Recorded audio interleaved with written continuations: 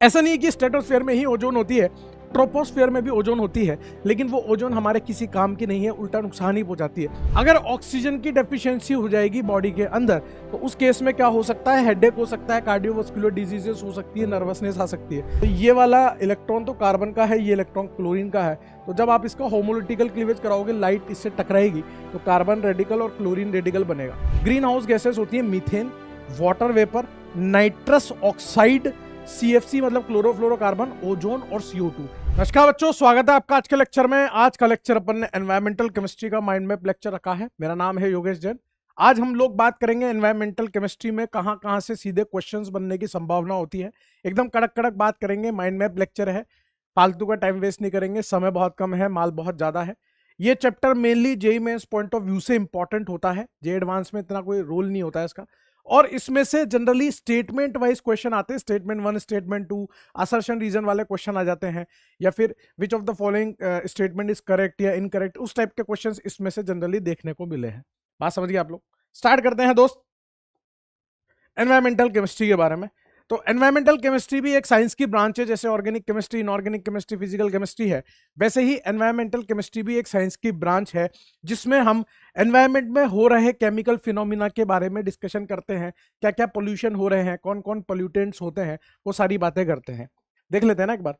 The branch of science which deals with the chemical phenomena occurring in the environment is called as environmental chemistry. तो ये एक branch of science है जो कि environment में हो रहे केमिकल फिनोमिना के बारे में डिस्कशन करती है, जिसे हम एनवायरमेंटल केमिस्ट्री कहते हैं। ये हमारी धरती माता है, प्रणाम धरती माता। इसके इर्द गिर्द मैं दो गोले बना रहा हूं। एक गोला ये बना रहा हूं दोस्त, और एक और गोला बना रहा हूं थोड़ा बड़ा गोला बना रहा हूं एक और। ध्यान से देखना आप लोग, थोड़ा गोला बाहर निकल गया, ठीक है, कोई बात नहीं। अब इधर देखो, इस धरती से ये जो पहला गोला है वो 10 किलोमीटर्स की रेंज में है, और धरती से ये जो दूसरा गोला है वो है 40 किलोमीटर्स की रेंज में। वो 40 किलोमीटर्स की रेंज में।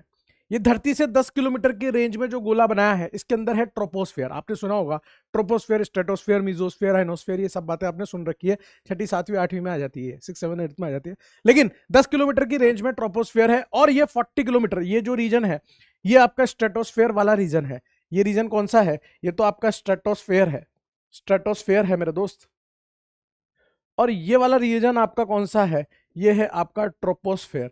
तो ट्रोपोस्फेयर में क्या चल रहा है, कौन कौन से पोल्यूशन चल रहे हैं, कौन कौन से पोल्यूटेंट हैं, वो हमें डिस्कशन करने हैं। स्ट्रेटोस्फेयर में क्या चल रहा है उसके बारे में अपन को जानकारी जुटानी है। मेनली हमारे लिए ट्रोपोस्फेयर इंपॉर्टेंट है, क्योंकि ट्रोपोस्फेयर हमें सीधा हानि पहुंचाता है, और उसमें ही सारी ज्यादा इंफॉर्मेशन है। स्ट्रेटोस्फेयर में तो केवल और केवल हमें ओजोन के बारे में बात करनी है, किस तरह से ओजोन लेयर डिप्लीट हो रही है। स्ट्रेटोस्फेयर में कहानी बस उतनी सी है। मेनली ट्रोपोस्फेयर में ज्यादा पोल्यूशन हो रहा है, और वो हमारे द्वारा ही मेनली हो रहा है, तो एक बार डिस्कस करना पड़ेगा। सबसे पहले बात करते हैं एटमॉस्फेयर के। अभी मैंने आपको बताया दो कंपोनेंट, एक ट्रोपोस्फेयर, एक स्ट्रेटोस्फेयर। स्ट्रेटोस्फेयर में मेनली हमें ओजोन की बात करनी है। ओजोन लेयर जो स्ट्रेटोस्फेयर में मौजूद है वो हमें यूवी रेस से, जो हार्मफुल यूवी रेडिएशन से, उससे प्रोटेक्ट करती है। उस यूवी रेस को 99.5% तक एब्जॉर्ब करके हमें उससे बचाती है। बात समझ में आ गया आपको? ये बचपन से पढ़ रहे हैं अपन। ऐसा नहीं है कि स्ट्रेटोस्फेयर में ही ओजोन होती है, ट्रोपोस्फेयर में भी ओजोन होती है, लेकिन वो ओजोन हमारे किसी काम की नहीं है, उल्टा नुकसान ही पहुंचाती है। लेकिन स्ट्रेटोस्फेयर में जो मौजूद ओजोन है वो हमें बचाती है यूवी रेडिएशन से। हमें ट्रोपोस्फेयर के पोल्यूशन की बात करनी है। ट्रोपोस्फेयर में कौन कौन से पोल्यूशन होते हैं? एक एयर पोल्यूशन, एक वाटर पोल्यूशन, एक सॉइल पोल्यूशन। इन तीन की बात करनी है। मेजर जो होता है वो एयर पोल्यूशन होता है, बड़ा पोर्शन है। फिर वाटर पोल्यूशन उससे छोटा, और सॉइल पोल्यूशन तो बहुत छोटा सा ही पोर्शन है। बात समझ में आ गया आपको? आइए जरा आगे बढ़ते हैं दोस्त। एयर पोल्यूशन की बात करते हैं। एयर पोल्यूशन मेनली दो कारणों से आ रहा है। एक तो गैसियस पोल्यूटेंट की वजह से, और दूसरा पर्टिकुलेट पोल्यूटेंट की वजह से। पर्टिकुलेट पोल्यूटेंट का मतलब जिसमें पार्टिकल नेचर होता है, पार्टिकल साइज होती है, कुछ साइज होती है। गैसियस पोल्यूटेंट तो गैस होगी। अब गैसियस पोल्यूटेंट दो तरह के होते हैं, एक नेचुरल सोर्स से और एक मैन मेड सोर्स से, मतलब जो हमारे द्वारा क्रिएट करे गए हैं। नेचुरल सोर्स क्या क्या हो सकते हैं, आपको बस उतना ध्यान रखना है। नेचुरली कौन कौन से गैसियस पोल्यूटेंट होते हैं? एक तो कार्बन डाइऑक्साइड होती है, कार्बन डाइऑक्साइड, H2S, और आपका SO2 और फॉरेस्ट फायर। जब बहुत ज़्यादा गर्मी हो जाती है तो जंगलों में आग लग जाती है, उस कारण से जो लकड़ी वगैरह होती है वो बर्न होने की वजह से हाइड्रोकार्बन रिलीज होती है, कंबशन वगैरह होने लगता है। तो कार्बन डाइऑक्साइड, H2S, SO2 और फॉरेस्ट फायर, ये जनरली नेचुरल सोर्सेज हैं आपके गैसेस पोल्यूटेंट के। मेन मेड पोल्यूशन क्या है? कार्बन के ऑक्साइड, नाइट्रोजन के ऑक्साइड, सल्फर के ऑक्साइड और कुछ हाइड्रोकार्बन्स जो होते हैं वो मेन पोल्यूशन होते हैं, मेनली हमारे ही द्वारा क्रिएट किए गए हैं। और यही मेन रीजन है पोल्यूशन का। देखो, जो नेचुरली चीजें हो रही हैं वो तो नेचर खुद ठीक कर लेता है, लेकिन जो हमारे द्वारा क्रिएट करी गई है वो एक एक्स्ट्रा मॉडिफाइड थिंग है, उसको फिर हमें ही बैलेंस करना पड़ेगा, और उसी के चलते हमें कुछ रिजल्ट्स भोगने पड़ रहे हैं, हमें परेशानियां, दिक्कत, चिड़चिड़ापन आ रहा है। कौन कौन से मेन पोल्यूशन है? Carbon monoxide, carbon dioxide, nitrogen, nitric oxide, NO2, SO2, methane, ये सब आपके मेन पोल्यूशन है, ध्यान रखो। कार्बन के ऑक्साइड, नाइट्रोजन के ऑक्साइड, सल्फर के ऑक्साइड और हाइड्रोकार्बन, ठीक है ना। पर्टिकुलेट पोल्यूटेंट वो होते हैं जिसमें कुछ पार्टिकल साइज होती है, मतलब वो हम नेकेड आई से, मतलब नॉर्मली तो विजिबल नहीं होती है, लेकिन अगर एक जरा से हिस्से में देखें तो बहुत ज्यादा अमाउंट ऑफ पार्टिकल्स इकट्ठे हो जाते हैं, जिस कारण से हम आर पार नहीं देख पाते। और अगर किसी के आर पार नहीं देख पाते तो इसका मतलब वहां पे कुछ चीज है, वहां पे कुछ चीज है, समझ रहे हो। तो वो पार्टिकल छोटे छोटे पास में कंसंट्रेटेड फॉर्म में आएंगे तो दिखना बंद हो जाएगा, समझ गए। तो डस्ट हो गई, जैसे डस्ट होती है ना, धूला, धूले में आर पार दिखना बंद हो जाता है। मिस्ट, जो पेस्टिसाइड छिड़कते हैं तो वो हवा में भी निकल जाते हैं थोड़े बहुत। फ्यूम्स, जो मेटलर्जिकल इंडस्ट्रीज होती है वहां से जो गैसेस रिलीज होती है, बेसिकली वो फ्यूम्स होती है। स्मोक, काला धुआं, आपने देखा होगा काला धुआं। स्मोक, स्मोक प्लस फॉग का कॉम्बिनेशन है, कोहरा टाइप ही है बेसिकली, ठीक है ना। सबको डिस्कस करेंगे, चौड़ में डिस्कस करेंगे, टेंशन लेने की बात नहीं है। अब ये जितनी भी मेन मेड पोल्यूटेंट्स हैं गैसेस वाले, उनके क्या क्या हार्मफुल इफेक्ट्स हैं और कैसे वो हमें हार्म पहुंचा रही है, उसके बारे में डिस्कशन करना है। सबसे पहले कार्बन मोनोऑक्साइड एज पोल्यूटेंट, काम की बात सुना रहा हूं, कहानी सुना रहा हूं, सुनो। हमारी बॉडी में हीमोग्लोबिन होता है, और हीमोग्लोबिन जो है ऑक्सीजन के साथ रिएक्ट करके ऑक्सी हीमोग्लोबिन बनाता है, और ऑक्सी हीमोग्लोबिन के द्वारा ही पूरी बॉडी में ऑक्सीजन की सप्लाई होती है।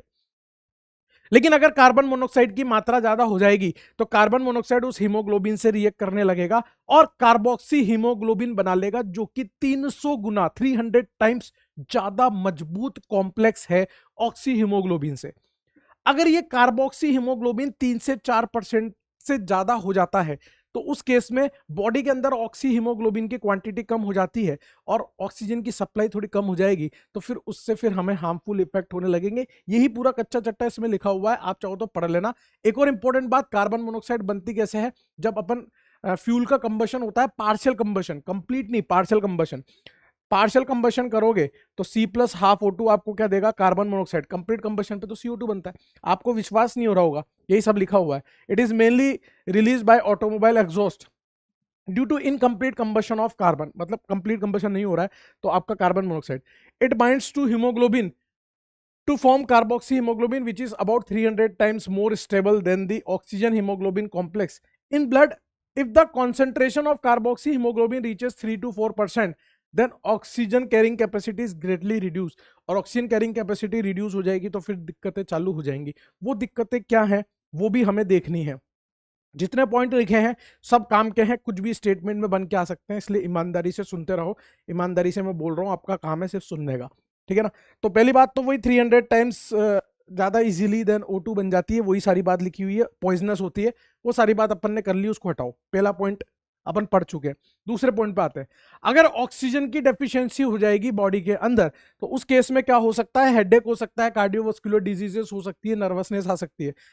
Oxygen deficient result into headache, weak eyesight, nervousness and cardiovascular disorder, मतलब सर दर्द हो सकता है, डिप्रेशन टाइप का हो सकता है, आईसाइट वीक हो सकती है, या फिर हार्ट रिलेटेड प्रॉब्लम हो सकती है, कार्डियोवास्कुलर डिजीजेस हो सकती है।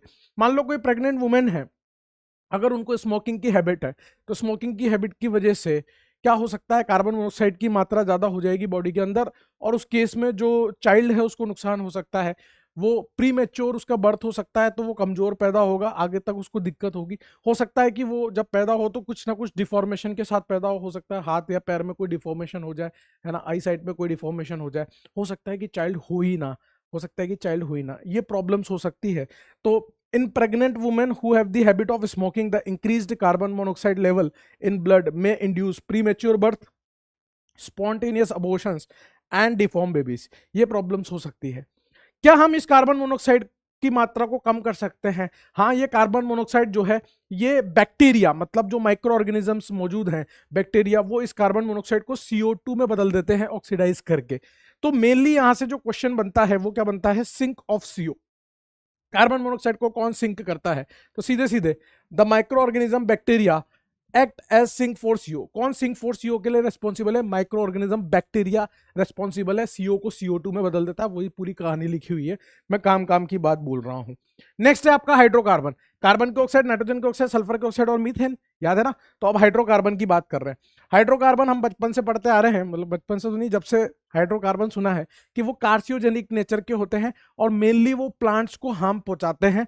और प्लांट्स को हार्म पहुंचाएंगे तो अल्टीमेटली हमें भी हार्म पहुंचेगा, क्योंकि प्लांट्स को भी हम कंज्यूम करते हैं और फोटोसिंथेसिस का प्रोसेस भी रिटार्ड होगा अगर प्लांट्स को दिक्कत होगी तो। बेसिकली क्या है कि हाइड्रोकार्बन जो होते हैं ना, वो कार्सियोजेनिक नेचर के होते हैं। तो वो क्या करते हैं? कैंसर प्रोड्यूसिंग होते हैं, पहली बात। और वो प्लांट्स के लिए कैसे हार्मफुल होते हैं? वो प्लांट्स की एज को बढ़ा देते हैं, ठीक है, जिससे प्लांट्स जल्दी श्रेड आउट हो जाते हैं, मतलब वो उनके टिश्यूज ब्रेक डाउन हो जाते हैं, मुरझा जाते हैं जल्दी से, ठीक है ना, वो सब प्रॉब्लम होने लग जाती है।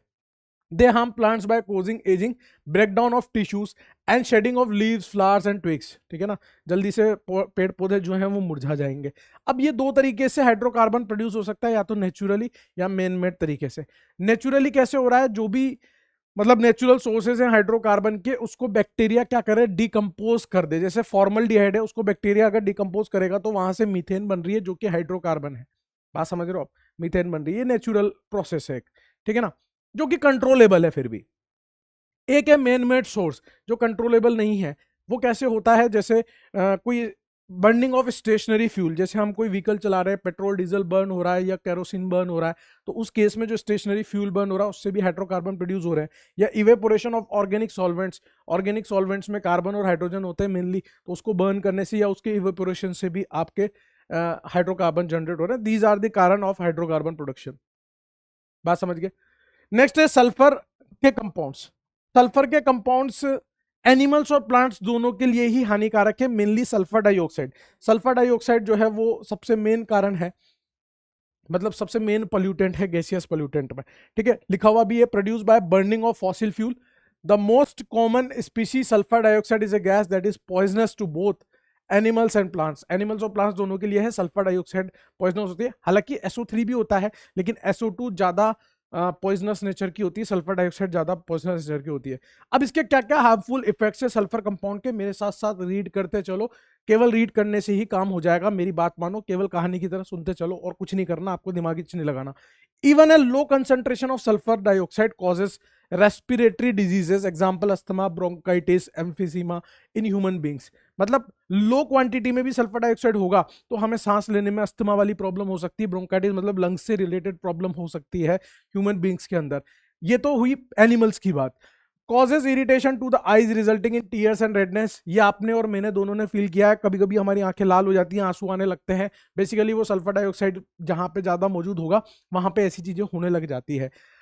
High concentration of SO2 leads to stiffness of flower buds which eventually fall off from plants, ठीक है ना।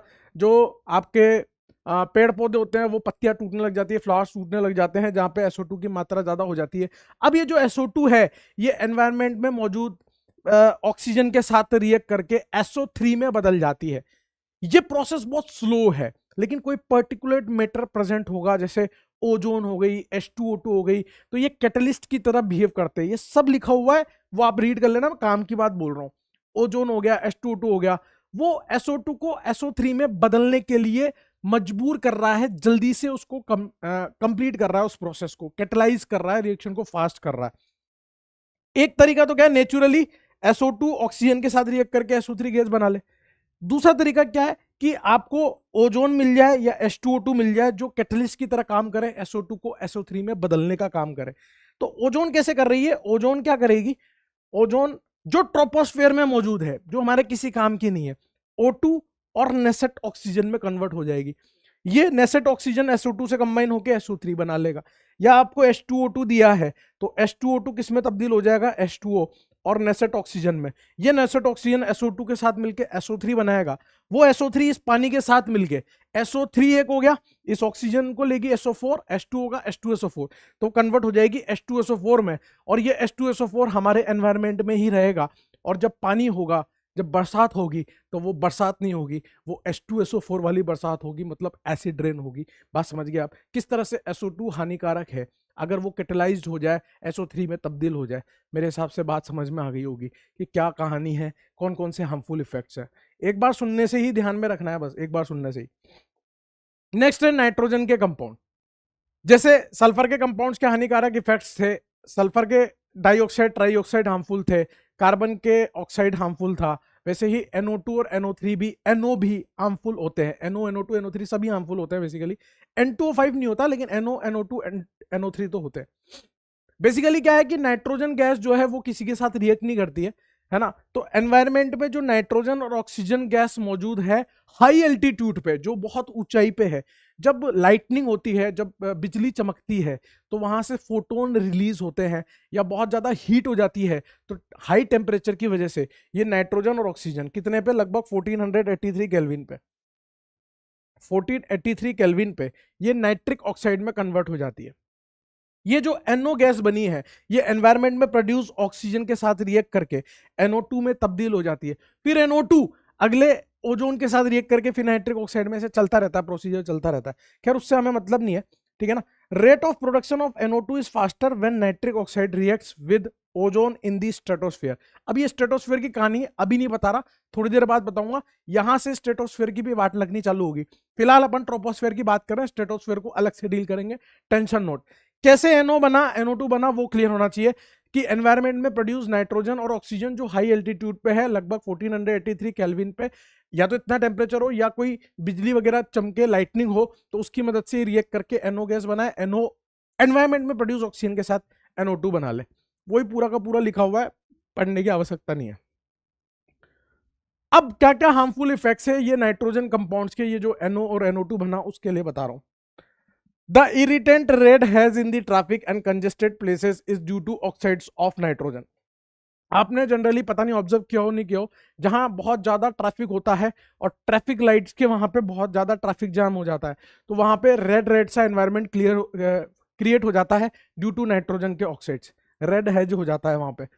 Higher concentration of NO2 damage the leaves of plants and retard the rate of photosynthesis. जब plants की leaves वगैरह वो गिरने लग जाएंगी, प्लांट्स ही तो फोटोसिंथेसिस का पार्ट होता है मेनली, तो फोटोसिंथेसिस का प्रोसेस रिटार्ड हो जाएगा, जो कि हायर कंसेंट्रेशन ऑफ NO2 की वजह से हो रहा है।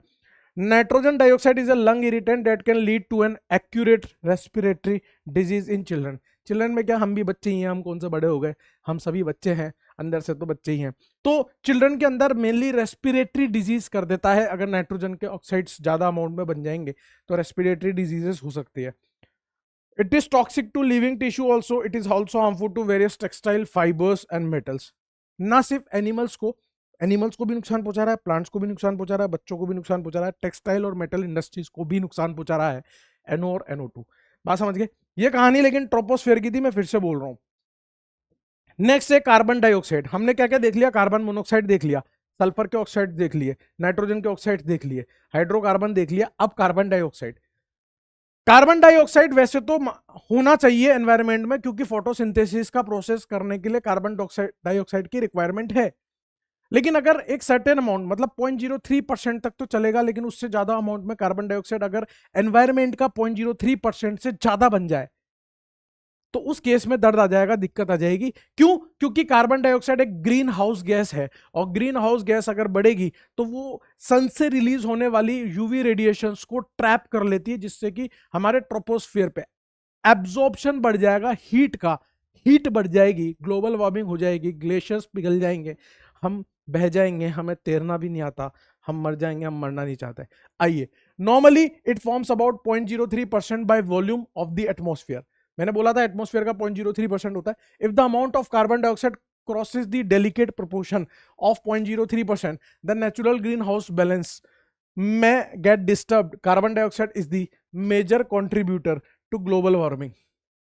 जो कार्बन डाइऑक्साइड है वो मेजर कंट्रीब्यूटर हो जाएगा ग्लोबल वार्मिंग का। ठीक है दोस्त, मैंने आपको बता दिया, हम लोग ट्रोपोस्फेयर की सारी गैसियस पॉल्यूटेंट को डिस्कस कर चुके हैं। Carbon monoxide, carbon dioxide, SO2, SO3, NO, NO2 और हाइड्रोकार्बन, इन सबको डिस्कस कर चुके हैं, इनके हार्मफुल इफेक्ट देख चुके हैं। अब अपन पहुंच गए हैं स्ट्रेटोस्फेरिक पॉल्यूशन के अंदर, जो सिर्फ और सिर्फ ओजोन लेयर के डिप्लीट होने का कारण, वो हमें देखना है, कौन डिप्लीट कर रहे हैं वो, और उससे क्या हार्मफुल इफेक्ट्स हो सकते हैं। मेनली ओजोन लेयर का जो डिप्लीशन हो रहा है, वो इन दो कारणों से हो रहा है, एक तो नाइट्रोजन का ऑक्साइड NO नाइट्रिक ऑक्साइड की वजह से, और क्लोरोफ्लोरोकार्बन की वजह से। ये दो गैसेस आपको ध्यान रखनी है, ये दो आइटम आपको ध्यान रखने हैं जो कि पॉल्यूटेंट हैं किसके लिए, ओजोन लेयर को डिप्लीट करने के लिए, NO और CF2Cl2। तो due to human activity two compounds NO and CFC मतलब chlorofluorocarbon are responsible for depletion of ozone layer. कैसे नाइट्रिक ऑक्साइड डिप्लीट करता है उसको सुनिए। एक सेकंड, यहां पर ये O2 नहीं होगा मेरे दोस्त, यहां ये ओजोन होगा, दिस इज ओजोन, है ना, O3।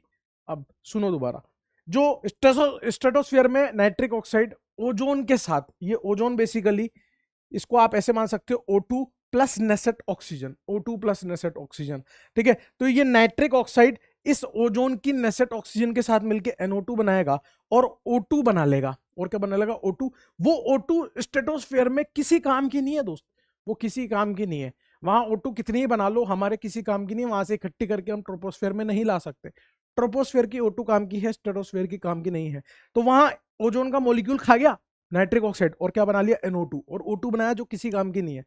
अब ये जो NO2 बना है वो अगले ओजोन की नेसेट ऑक्सीजन के साथ, अगले ओजोन की नेसेट ऑक्सीजन के साथ वापस NO बना लेगा, फिर NO बन गया, NO फिर अगले ओजोन का मॉलिक्यूल खाएगा, फिर NO2 बनाएगा, NO2 फिर अगला ओजोन का मॉलिक्यूल खाएगा, फिर NO बनाएगा। ऐसे चलता रहेगा, मतलब ओजोन खत्म होते जा रहे हैं, ओजोन के मॉलिक्यूल खत्म होते जा रहे हैं। जैसे मान लो ये पूरा ओजोन की लेयर थी स्ट्रेटोस्फीयर में, अब हुआ क्या, ओजोन के मॉलिक्यूल जैसे जैसे खत्म होते जाएंगे, तो ऐसा नहीं है एक मॉलिक्यूल गया तो छेद हो गया, नहीं, लेकिन उस जगह पर मॉलिक्यूल जाते रहेंगे, तो इस तरह से छेद होता रहेगा, इस तरह से छेद होता रहेगा। मेरे हिसाब से बात समझ गए होंगे, मेरे हिसाब से बात समझ गए होंगे।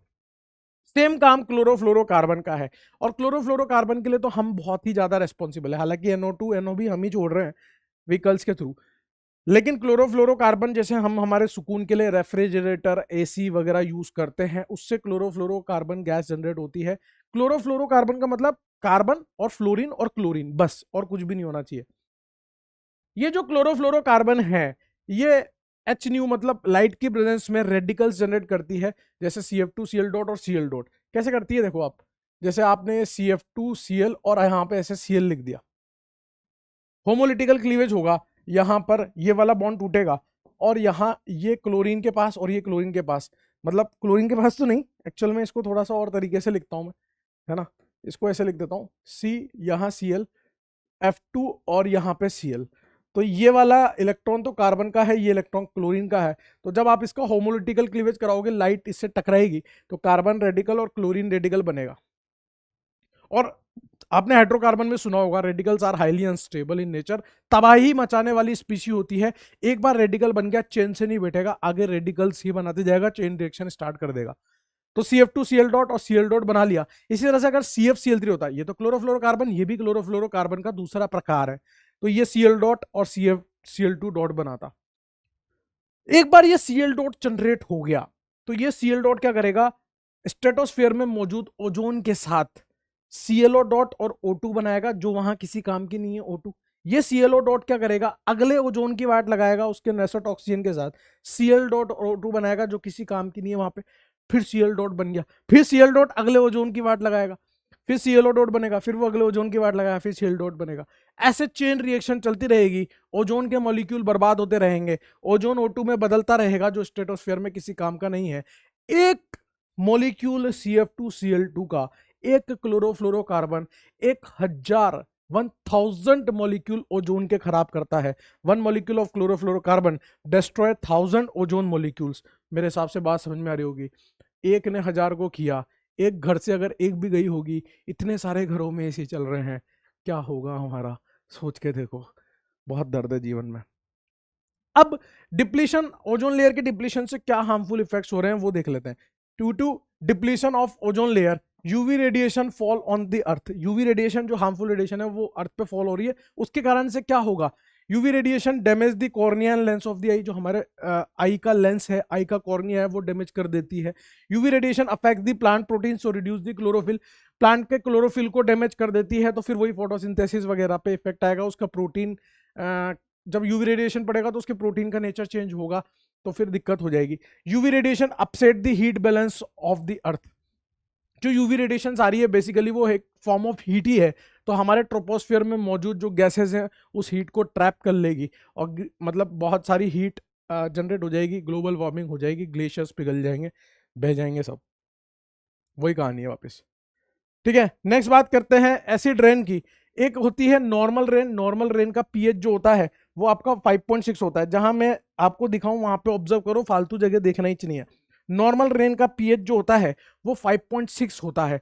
लेकिन अगर मैं एसिड रेन की बात करूं तो उसका पीएच जो होता है वो 5.6 से कम होता है। अगर 5.6 से कम पीएच की रेन हो रही है तो वो नॉर्मल रेन नहीं है, वो एसिड रेन है।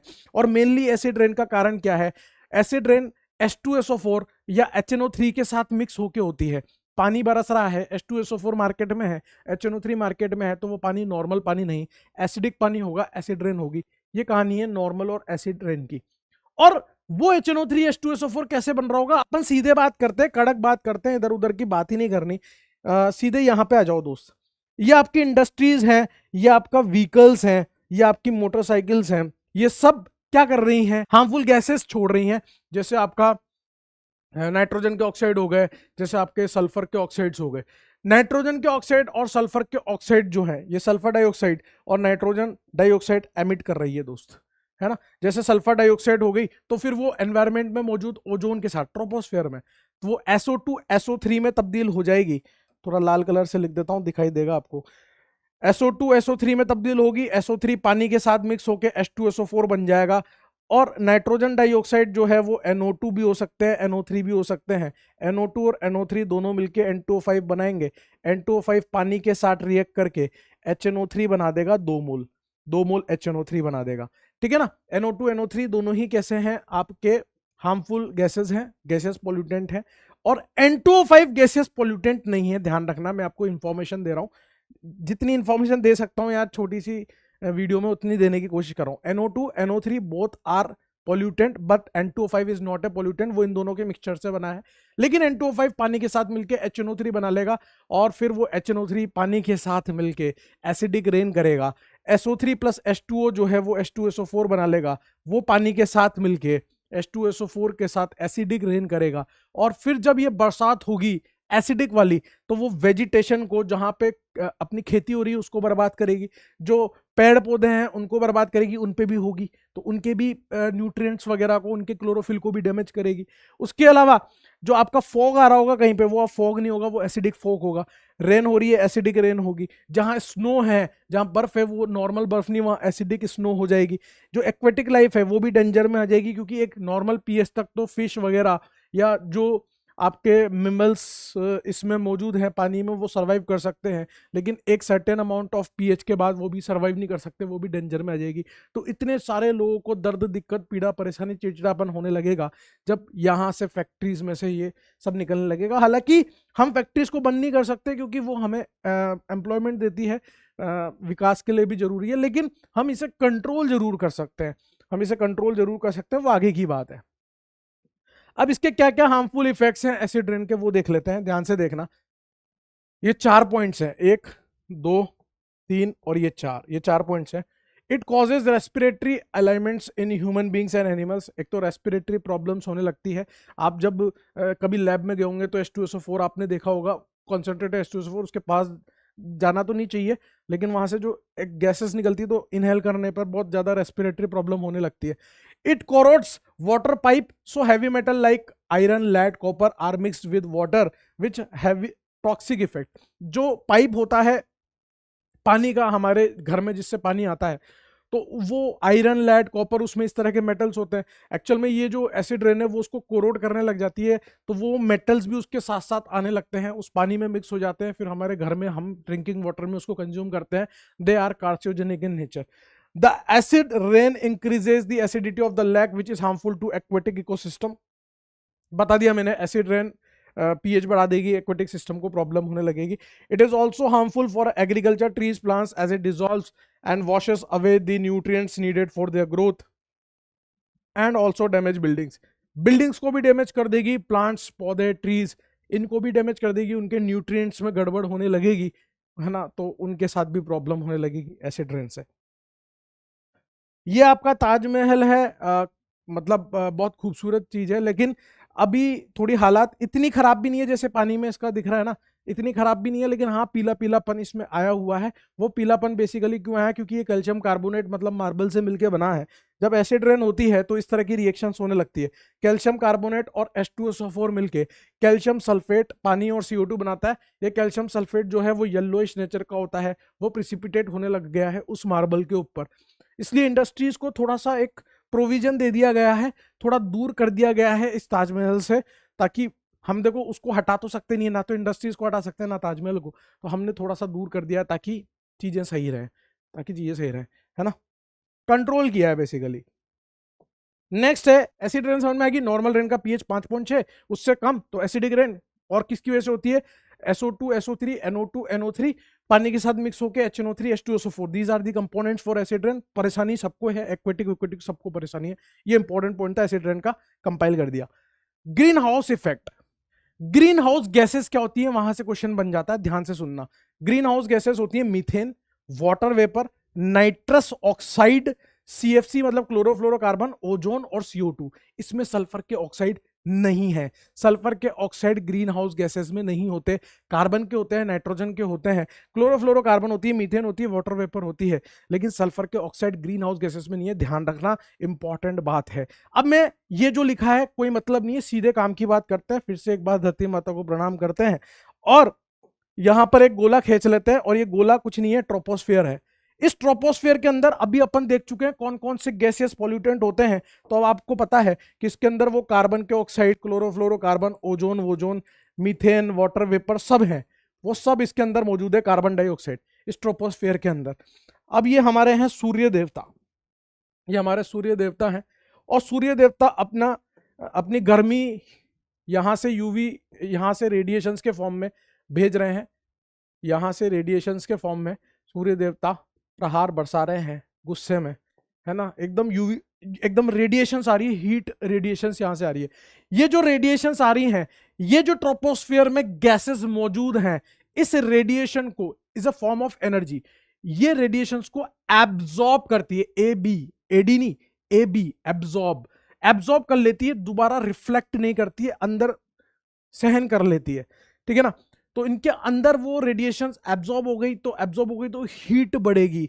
अब मुद्दे की बात यह है कि हीट कहां बढ़ रही है, ट्रोपोस्फियर में हीट बढ़ रही है, और वो री एमिट नहीं कर रही है। ट्रोपोस्फियर में हीट बढ़ेगी तो ग्लोबल वार्मिंग होगी, हीट बैलेंस बिगड़ जाएगा, जितनी ज्यादा पोल्यूटेंट्स होंगे उतनी ज्यादा ये हीट एब्जॉर्ब होगी, उतना ज्यादा पोल्यूशन होता, उतना ज्यादा हीट ज्यादा बढ़ती चली जाएगी, उतना ज्यादा ग्लोबल वार्मिंग होगी, ग्लेशियर्स पिघल जाएंगे, बह जाएंगे, मर जाएंगे, खत्म हो जाएंगे सब कुछ, ठीक है दोस्त।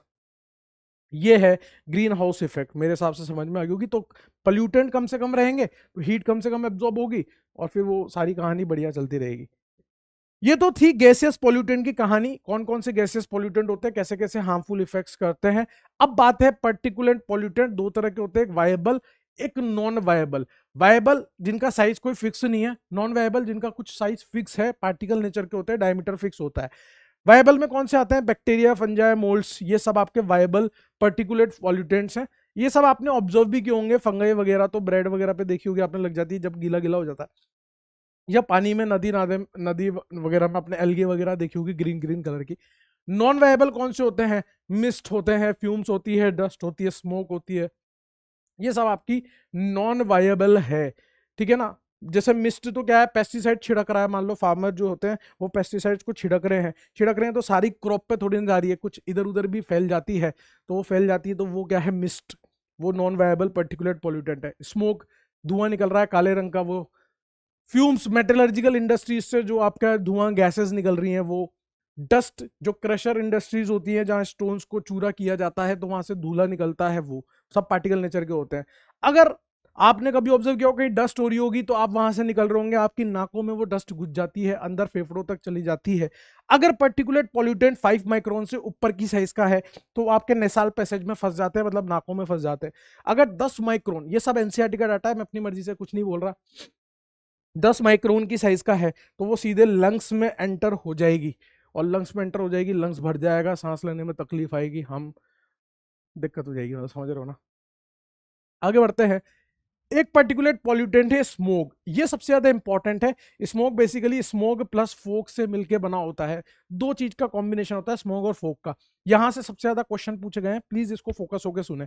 दो तरह के स्मोक होते हैं, क्लासिकल स्मोक, एक photochemical smoke. C4 classical, C4 cool humid climate, मतलब ये कोल्ड ह्यूमिड क्लाइमेट में आपको देखने को मिलेगा, जहां पे ठंड भी पड़ती हो लेकिन ह्यूमिडिटी रहती हो, ठंडी ह्यूमिडिटी, ठीक है ना। तो क्लासिकल स्मोक आपको वहां देखने को मिलता है। फोटोकेमिकल, फोटो मतलब हीट टाइप, थोड़ा सा समझ रहे हो, फोटो मतलब एनर्जी, हीट, फोटोन। तो जहां पे वार्म या सनी क्लाइमेट होगा वहां पे आपको फोटोकेमिकल स्मोक देखने को मिलेगा। इस तरह से आप ध्यान रख सकते हो, ठीक है ना। क्लासिकल स्मोक के कंपोनेंट्स होते हैं, स्मोक होगा उसमें, फोग होगा उसमें, और SO2 होगा, दैट्स इट। पूछ लेगा आपसे कंपोनेंट्स ऑफ क्लासिकल स्मोक, तो smoke plus fog plus SO2। और ये कैसी होती है, रिड्यूसिंग स्मोक होती है, रिड्यूसिंग वो स्मोक होती है। फोटोकेमिकल स्मोक जो होती है वो ऑक्सीडाइजिंग स्मोक होती है, इसमें हाइड्रोकार्बन्स मेनली होते हैं। और ये किसकी वजह से होती है, इसके कंपोनेंट्स क्या होते हैं, action of sunlight on unsaturated hydrocarbon and nitrogen oxide. इसमें सल्फर डाइऑक्साइड होती है, इसमें हाइड्रोकार्बन और नाइट्रोजन के ऑक्साइड होते हैं।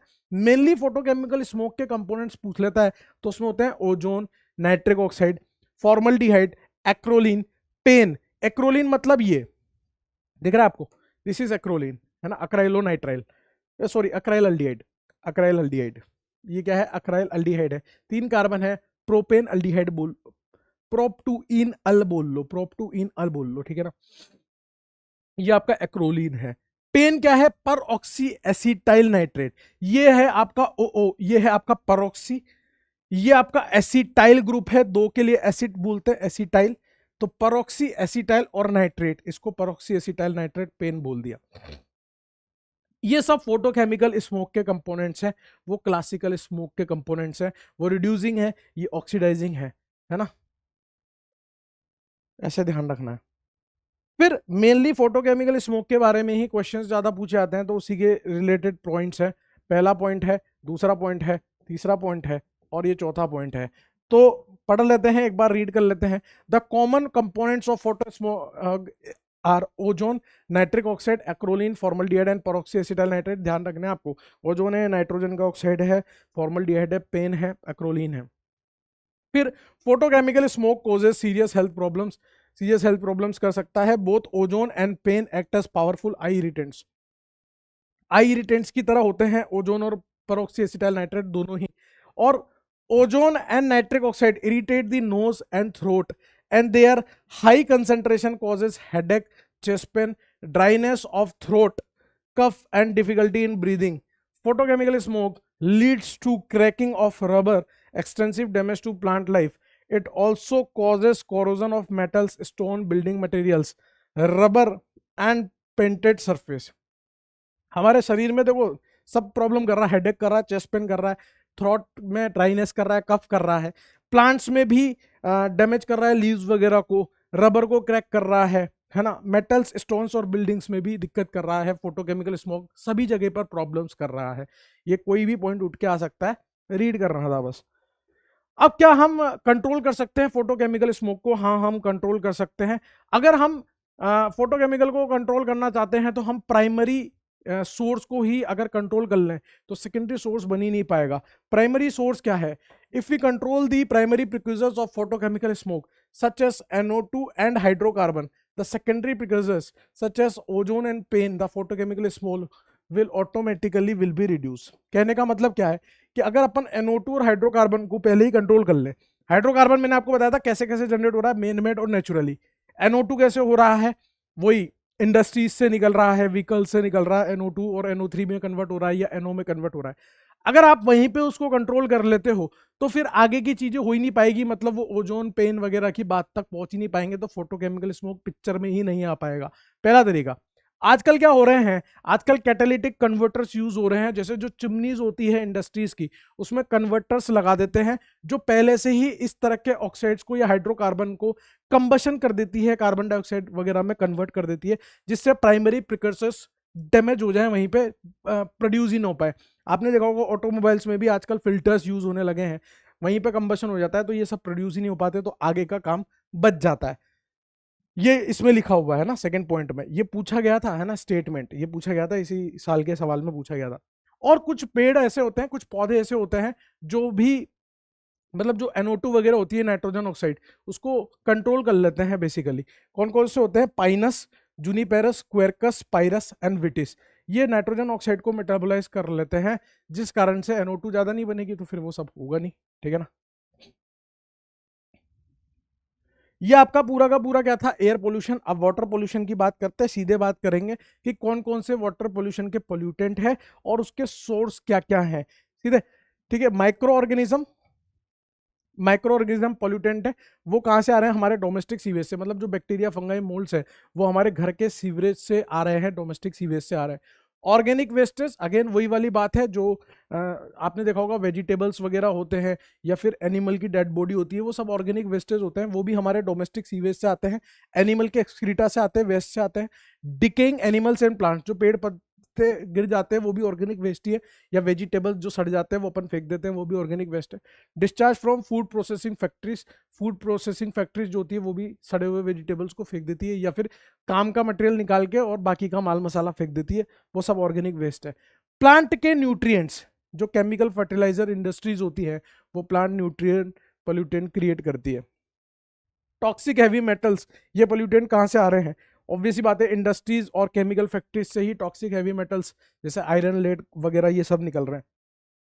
सेडिमेंट्स कहाँ से पोल्यूटेंट हो रहा है? Erosion of soil bye agriculture और स्ट्रिप माइनिंग जहां हो रही है वहां से सेडिमेंट्स पोल्यूटेंट की तरह आ रहा है। पेस्टिसाइड्स कहाँ से आ रहा है? Chemical use for killing insect, fungi and weeds, जहां पर ये इंसेक्ट्स, फंगाई और वीड्स को डैमेज करने के लिए जो फार्मर्स वगैरह हैं वो यूज करते हैं, केमिकल्स छिड़कते हैं, पेस्टिसाइड्स आपने देखे होंगे, वो पोल्यूटेंट है। रेडियो एक्टिव सब्सटेंस, जो थर्मल पावर प्लांट्स होते हैं या यूरेनियम वाली इंडस्ट्रीज होती है वहां से बेसिकली रेडियो एक्टिव सब्सटेंस आते हैं। Mining of uranium containing minerals. और हीट पोल्यूटेंट कहाँ से आ रहा है? Water use for cooling industries, जैसे आपने देखा होगा कोल्ड स्टोरेज मार्केट में बहुत ज़्यादा है, जहाँ पे लोग अपने प्रोडक्ट को सेफ रखने के लिए कोल्ड स्टोरेज यूज करते हैं थोक के भाव में, जहाँ पे थोक का काम होता है, जनरली बहुत सारे आइटम्स को रखना होता है। तो क्या होता है, अंदर का एनवायरनमेंट अगर ठंडा रखना है तो हीट एक्सचेंज से तो रखेंगे, तो अंदर का एनवायरनमेंट ठंडा रखना है तो अंदर की हीट बाहर फेंक देते हैं, और वो बाहर जो हीट जा रही है वो पानी के साथ मिक्स होके, वो समझ रहे हो ना आप, वाटर पोल्यूशन कर सकती है, हीट बढ़ा सकती है। एक पर्टिकुलर अमाउंट में हीट बढ़ जाएगी तो फिर वहां के एक्वेटिक सिस्टम में प्रॉब्लम हो सकती है। Importance of dissolve oxygen in water, जिस तरह से एनवायरनमेंट में ऑक्सीजन डिजोल्व हमारे लिए इंपॉर्टेंट है, वैसे ही एक्वेटिक इकोसिस्टम को बैलेंस रखने के लिए भी वहां पे भी ऑक्सीजन होनी जरूरी है। अगर dissolve oxygen less than equal to 10 ppm है या 6 ppm से ज्यादा है, मतलब 6 से 10 के बीच में है, मस्त काम है, कोई दिक्कत नहीं है। 6 ppm से अगर कम है तो फिर एक्वेटिक इकोसिस्टम के लिए प्रॉब्लम है, फिश वगैरह वहां पे उसकी डेथ हो जाएगी, ठीक है ना। और 10 ppm से हमें कम ही चाहिए, ज्यादा नहीं चाहिए। और ये डिजोल्व ऑक्सीजन हमें चाहिए क्यों?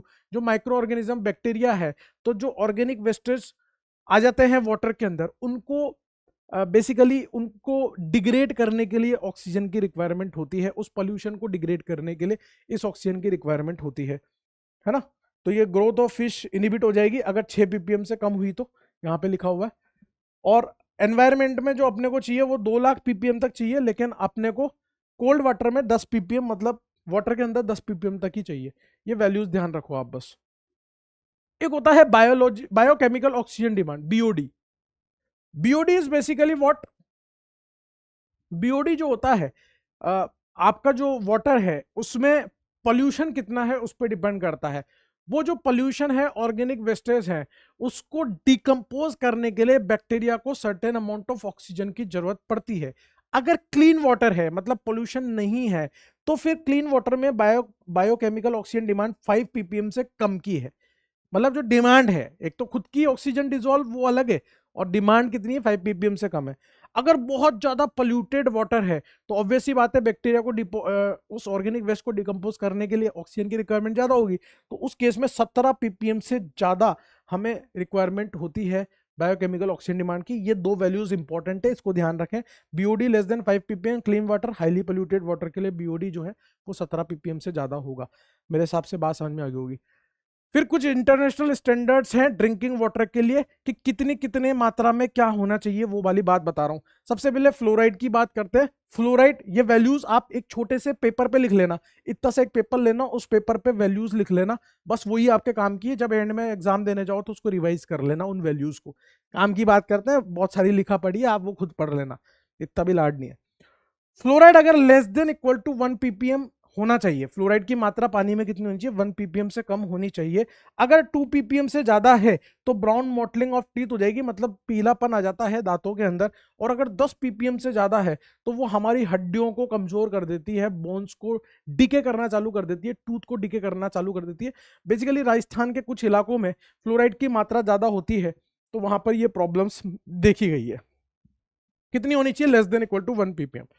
फिर लेड की बात करें तो लेड की मात्रा 50 ppb, पार्ट्स पर बिलियन की बात है, वहां पार्ट्स पर मिलियन था, 50 ppb से कम होनी चाहिए। अगर लेड की मात्रा इससे ज्यादा है तो क्या हो सकता है वो बता रहा हूं, वहां पे बता दिया था, अब यहां पे lead can damage kidney, liver और रिप्रोडक्टिव सिस्टम। देख रहे हो, ये रिप्रोडक्टिव सिस्टम में दिक्कत आ गई तो भैया समझ रहे हो दिक्कत हो जाएगी। तो लेड की मात्रा इससे कम होनी चाहिए, इससे ज्यादा होने पर दर्द आ जाएगा। सल्फेट की मात्रा कितनी होनी चाहिए, 500 ppm से कम होनी चाहिए, इससे ज्यादा होने पर पेट ढीला हो जाता है, मतलब लैक्सेटिव इफेक्ट होने लगते हैं। लैक्सेटिव इफेक्ट मतलब पेट में ढीलापन आने लग जाता है। नाइट्रेट, नाइट्रेट की मात्रा 50 ppm से कम होनी चाहिए, अगर इससे ज्यादा मात्रा है तो ब्लू बेबी सिंड्रोम नाम की बीमारी हो जाती है, ठीक है ना। कुछ और मेटल्स हैं उनकी लिमिट लिखी हुई है, जैसे आयरन 0.2 ppm तक होना चाहिए, मैंगनीज 0.05 तक, aluminium 0.2 ppm, copper 3.0, zinc 5.0, cadmium 0.005। एक पेपर पे लिख लेना, फिर बोल रहा हूं, और कोई तरीका नहीं है याद करने का, यही तरीका है बेटा, ठीक है ना सर। तो ये कहानी थी आपकी वाटर पोल्यूशन की। अब बात करते हैं लैंड और सॉइल पोल्यूशन की। वाटर पोल्यूशन खत्म हो गया, कौन से पोल्यूटेंट थे, कहां से आ रहे थे, और बीओडी क्या होता है वो इंपॉर्टेंट बात थी, उनकी वैल्यूज बता दी।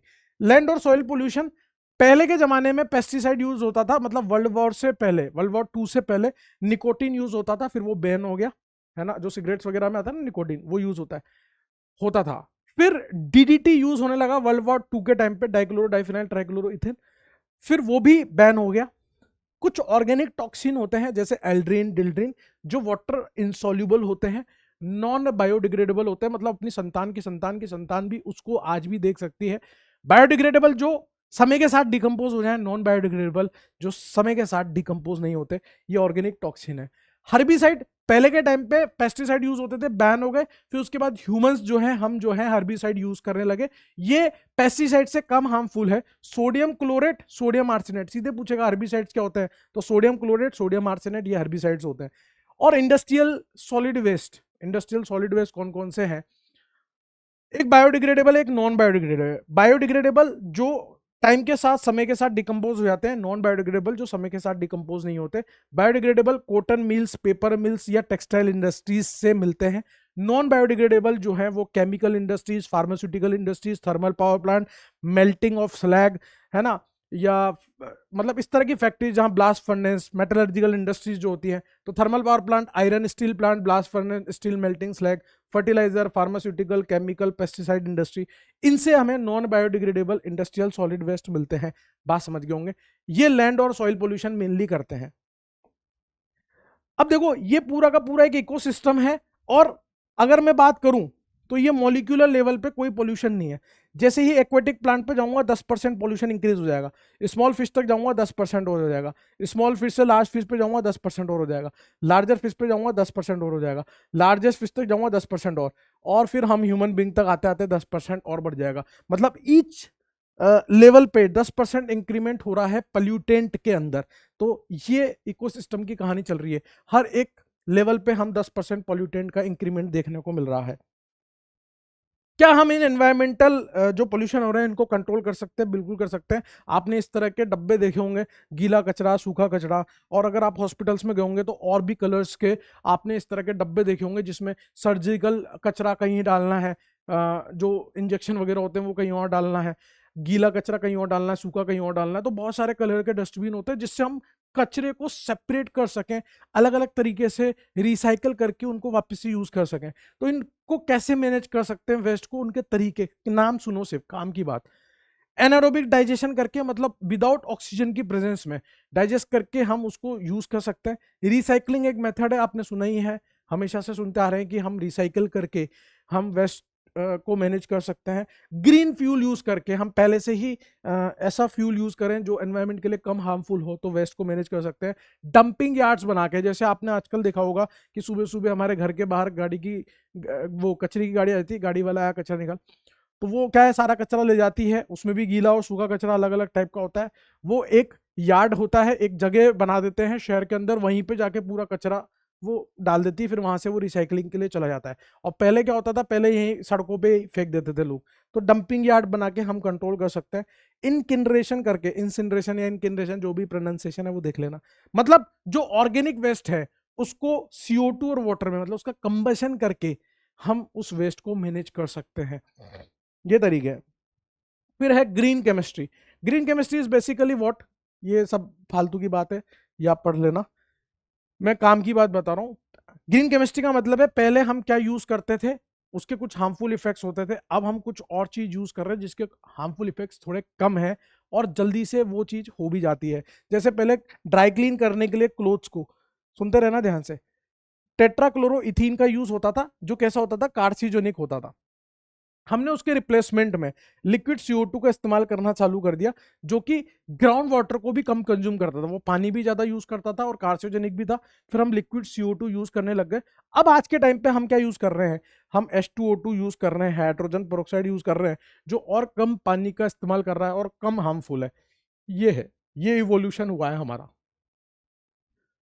फिर ब्लीचिंग ऑफ पेपर में पहले हम क्लोरीन गैस का इस्तेमाल करते थे, अगेन वो हार्मफुल होती थी। आज की तारीख में हम क्या यूज कर रहे हैं, हम हाइड्रोजन पेरोक्साइड यूज कर रहे हैं पेपर की ब्लीचिंग के लिए, जो कि कम हार्मफुल है। जैसे पहले केमिकल को सिंथेसिस करना होता था, मान लो मुझे इथेनॉल बनाना है, तो बहुत सारी स्टेप्स लगती थी इथेनॉल को बनाने में, और हर स्टेप में कुछ ना कुछ माल का नुकसान होता था। 100% प्रोडक्ट तो बनता नहीं है, कुछ ना कुछ वेस्टेज तो होता ही है। अब हम क्या कर सकते हैं, सिंगल स्टेप में भी इथेनॉल बना सकते हैं, जिससे हमारे प्रोडक्ट की क्वांटिटी बढ़ जाए, उसकी प्रोडक्टिविटी बढ़ जाए और वेस्टेज भी कम हो। तो इथेनॉल को आज की तारीख में 90% तक बनाया जा सकता है इथीन के द्वारा, ionic catalyst, ethene in the presence of ionic catalyst in aqueous medium. तो इल्ड जो है 90% तक आ सकती है हमारे केमिकल्स की।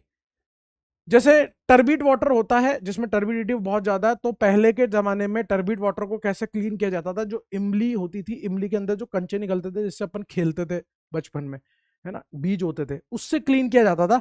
तो वो क्या है, पाउडर ऑफ, एक बार रीड कर लेते ना, powder of kernel of tamarind seed has been found to be an effective material to make municipal and industrial waste water clean. पहले हम ये यूज करते थे क्योंकि लिमिटेड अमाउंट ऑफ वाटर होता था, पॉपुलेशन इतनी ज्यादा नहीं थी, अर्बनाइजेशन इतना ज्यादा नहीं था, तो फिर दिक्कत नहीं आती थी। ये नॉन टॉक्सिक था भाई, कोई दिक्कत नहीं थी, इसमें बायोडिग्रेडेबल था और कॉस्ट इफेक्टिव भी था, इसमें कोई दर्द नहीं था, सब बढ़िया था इसके लिए, है ना। और ये पाउडर जो है वो एग्रीकल्चर वेस्ट की तरह डिस्कार्ड कर दिया जाता था, मतलब ये जो पाउडर है सब कुछ बढ़िया था इसमें। लेकिन क्या था कि पहले लोग कम थे, क्वांटिटी कम यूज होती थी। अब हम क्या यूज कर रहे हैं, इसी तरह के वाटर को क्लीन करने के लिए हम यूज कर रहे हैं एलम, एलम का यूज कर रहे हैं। फिटकरी, फिटकरी आपने सुनी होगी, फिटकरी का यूज करते हैं हम क्लीन करने के लिए, क्योंकि अमाउंट ऑफ वाटर ज्यादा है, पॉपुलेशन बढ़ चुकी है। तो ये हमने इवोल्यूशन किया है और कुछ नहीं है। तो दोस्त इस तरह से आपका पूरा एनवायरमेंटल केमिस्ट्री खत्म होता है। कहीं बीच बीच में थोड़ा बहुत, है ना, ऊपर नीचे हो गया होगा, थोड़ा स्पीड में बोलना था, है ना, चीज़ों को आप समझ सकते हो, है ना। लगभग 50 मिनट में अपन ने पूरा कंप्लीट किया है, लंबा चौड़ा चैप्टर था, मैंने आपको कड़क कड़क काम की बात बताई, जहां मैंने मार्किंग करी है, जहां मैंने बोला इसको ऑब्जर्व करो, वो इंपॉर्टेंट बातें हैं, वहां से असर्शन रीजन स्टेटमेंट वाले क्वेश्चन बन सकते हैं। होपफुली आप लोगों को मदद मिली होगी इस लेक्चर से, ठीक है ना। धन्यवाद सेठ जी।